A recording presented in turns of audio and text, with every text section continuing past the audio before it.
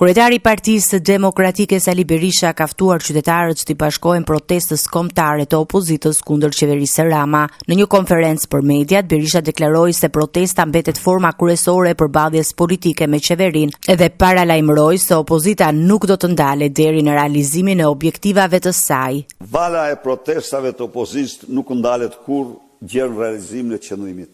Shpallja jonë se jemi në kilometrën e fundit, shënon gjithashtu detyrimin ton për ta përshkuar me çdo shpim dhe me çdo kush këtë kilometër gjën fitore. Dhe siç e shihni, ky raport që dallon si nata me ditën në raportin e një viti më parë, dëshmon se në Shqipëri armiq kryesor, në të vërtetë, problem kryesor për korrupsionin është për integrimin, është Edi Rama, si krejë organizatës kriminale, qeveritarët e tij, parlamenti, është Lubi Balluku, që ka marrë të gjithë frenat në dorë, janë këta hajdut, të cilët në absolute nuk duan kurrë integrimin, por duan vjedhjen dhe pasurimin e tyre me vjedhjet fondeve dhe pasurive publike të shqiptarëve. Ndaj dhe protestat janë zëri vetëm më i fuqishëm i shqiptarëve dinjitos, i shqiptarëve që spajtohen me këtë situatë. Gjatë komunikimit me gazetarët, kreu i Demokratëve komentoi edhe vendimin e gjykatës së lartë për ndryshimin e masës së sigurisë ndaj ish-drejtoreshës së Akshit, Mirlinda Karçanaj. Berisha akuzoi kryeministrin Edi Rama për ndërhyrje dhe presion ndaj sistemit të drejtësisë për lirimin e saj nga arresti shtëpiak. Dhe Edi Rama